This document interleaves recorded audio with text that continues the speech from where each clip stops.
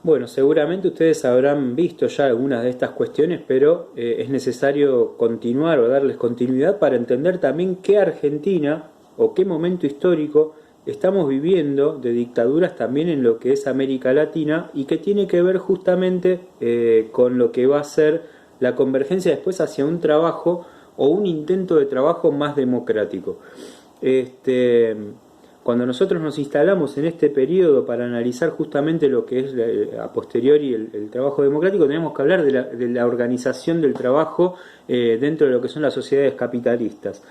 En ese marco también tenemos que hacer referencia a lo que es el surgimiento de la ingeniería industrial, ¿sí? Que durante el siglo XIX los primeros analistas sociales consideraron, aún con sus diferencias, que el trabajo era una cuestión central en las modernas sociedades industriales.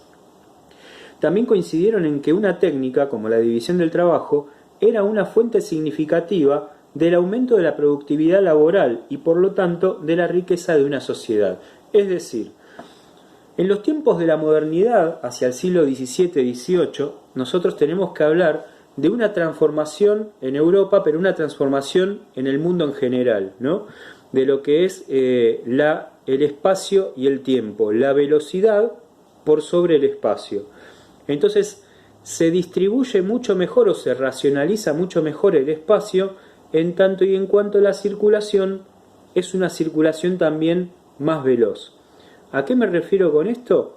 A que se organizan las ciudades también en torno a la posibilidad de acercar aún más a la gente al trabajo, pero también a otras instituciones del Estado. Entonces, si mejora la circulación, mejora la comunicación, ¿sí? Entonces el progreso es más veloz. Si mejora la circulación, mejora la conexión, mejora la interactividad social, ¿sí? Entonces, desde ese punto de vista, la modernidad de esos siglos en particular se instala bajo el parámetro de que el tiempo es más importante que el espacio. Entonces cambia la estética. No importa desarrollar mejor una idea artística, si bien lo va a hacer, sino más bien no empantanar las zonas de trabajo. Va a surgir el ferrocarril como forma de traslado, los ómnibus de personas tiradas de ómnibus tirados a caballo para personas, para varias personas, aumentan la posibilidad de llegar más rápido a los lugares que están como objetivo, en ese sentido el trabajo. El tren, o mejor dicho el tranvía en principio, después también el tren se suma a esto, van a influir de forma considerable para poder desarrollar justamente un cambio social y político en el mundo, ¿no? Y América no está exenta de esto. Entonces el tiempo empieza a predominar por sobre el espacio, como decía antes, y también empieza a influenciar lo que es la productividad. Mayor tiempo de producción, mayor bien para el capitalista, ¿sí? Entonces estamos hablando de la organización del trabajo en torno al capitalismo, cosa que nos va a referenciar a lo que nosotros estamos viendo, porque dirán, ¿a dónde va este tipo que se fue hasta el siglo XVIII para hablar de la modernidad en ese momento y cómo se produjo esta relación? Bueno, justamente por la preponderancia del tiempo, ¿sí? El tiempo es más importante que el espacio. Así las cosas, durante el siglo XX los sociólogos produjeron nuevas contribuciones a la teoría de la organización del trabajo. Mainz se preocupó por la estructura de las comunicaciones que tienen las organizaciones. A menudo el desempeño insatisfactorio de las mismas se debe a una inadecuada circulación de la información. Para Etzioni, se descubren los mecanismos de decisión de las organizaciones, que están influenciados por valores, emociones, juicios y prejuicios, y no simplemente por intereses propios. Dahrendorf analizó profundamente los conflictos que con frecuencia minan el comportamiento organizacional, ¿sí? Y se produce la llamada administración científica del trabajo, que es la aplicación de los principios teóricos a la forma de administración, haciendo hincapié en las tareas desarrolladas por los obreros en el nacimiento de lo que es la industria, ¿sí? Entonces, esa administración científica dice que se puso en torno a los cimientos de la administración del trabajo. En el libro de Babbage se señala que la especialización produce mayores ganancias al tiempo que facilita la producción. Es decir, si uno se especializa en algo, favorece la producción porque ya conoce la técnica a desarrollar. Entonces, muchas personas especializadas producen una mejor relación entre lo que es el tiempo y la producción. Mejor bien para el capitalista. ¿Sí? ¿Se entienden las relaciones? Espero que sí, cualquier cosa me van consultando. Así, entre visitas a los lugares manufactureros, Babbage va construyendo estas teorías, entre las que vamos a encontrar el fayolismo, ¿sí? Pero también el taylorismo. Casi 70 años después de los experimentos de Babbage, en 1898, un desconocido ingeniero, Taylor, ingresó como asesor de la gestión de la Bethlehem Steel, quizás la más grande siderúrgica de los Estados Unidos. El ingeniero creía que los obreros tienen una tendencia natural a lo que llamó holgazanería, o en todo caso, a no trabajar más de lo necesario, y presumía que en la fábrica las cosas se podían hacer más rápido de lo que usualmente se hacían. Lo que había que lograr entonces consistía en precisar cuáles eran los tiempos muertos que se podían eliminar, a la vez que suprimir todos los movimientos inútiles. El resultado sería una perfecta adaptación de los operarios a los tiempos de la máquina. Es decir, la máquina es más importante que el operario se adapta a ella, y si no se puede adaptar no sirve. Y cuando hablamos de los tiempos muertos tiene que ver con los tiempos de recreación que tiene un operario de la máquina. Entonces se reducen esos tiempos, pero no se reducen los tiempos de trabajo. Entonces una persona seguía trabajando 15 horas, pero incluso con, mejor dicho, horarios reducidos de tiempo. Entonces también se produce la división técnica del trabajo, es decir, los que se especializan en cierta cuestión, bueno, van a trabajar en ese factor X al que se especializaron. El que se especializa en factor Y va a trabajar especializado en ese factor. Y eso beneficia, lógicamente, como decía antes, el tiempo, ¿sí?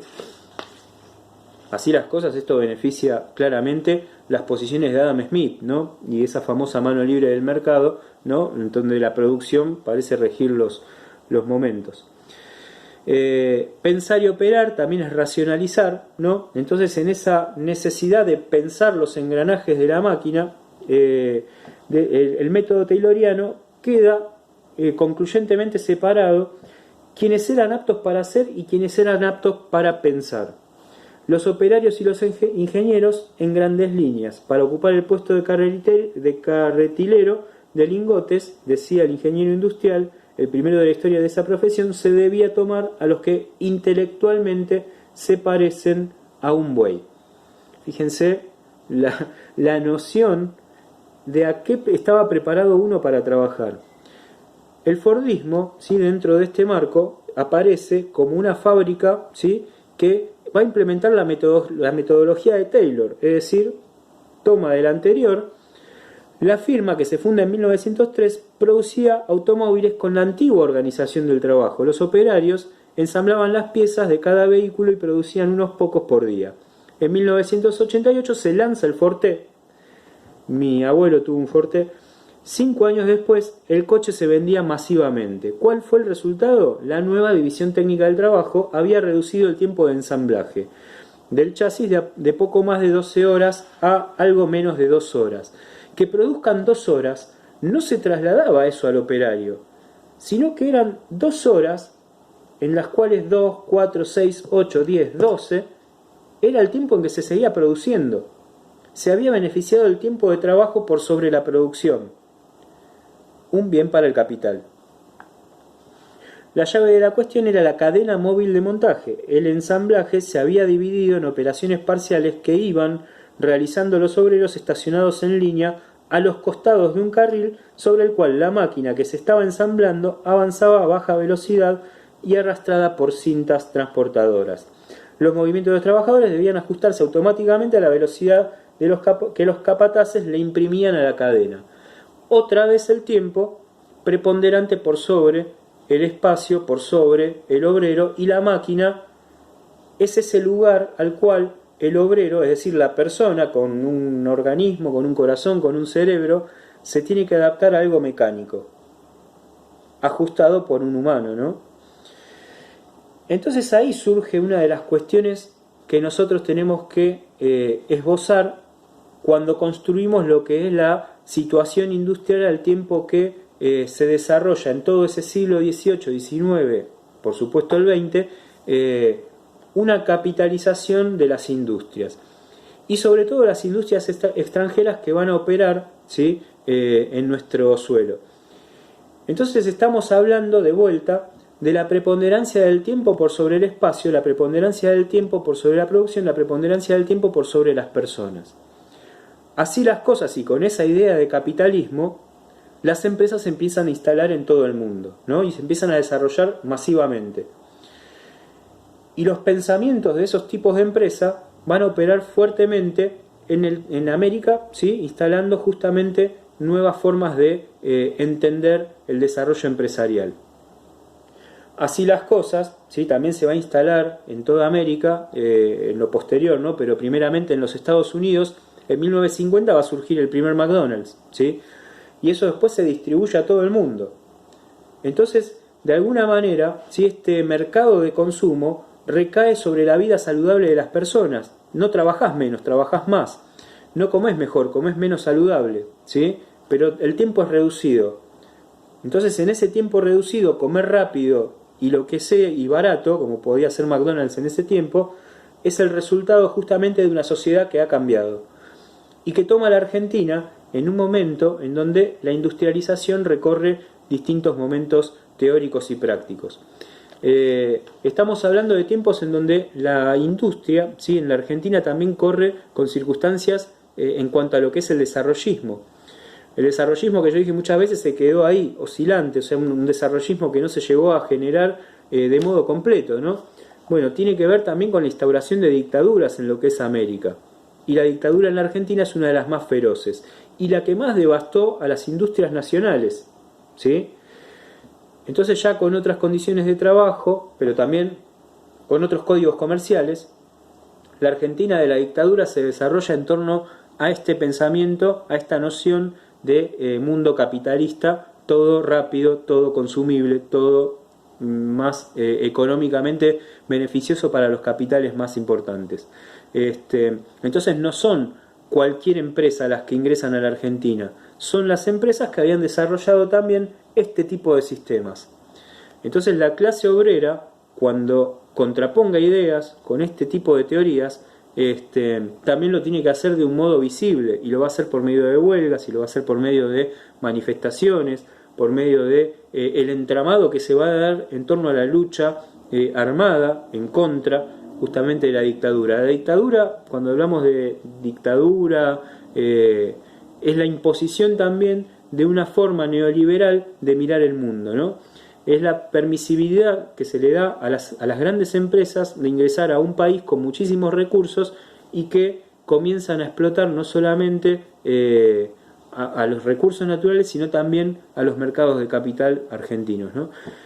Bueno, en ese sentido, es como parte de la clase obrera, ante también el cierre de la industria nacional, se precipita justamente a defender lo que la dictadura se había soltado a devastar, ¿sí? Bueno, en torno a esto, cuando nos encontremos entonces, charlaremos un poquito más de la parte dura, del núcleo duro de este Estado, y que después va a dar paso, sí, a 1983, el retorno de la democracia. Un abrazo.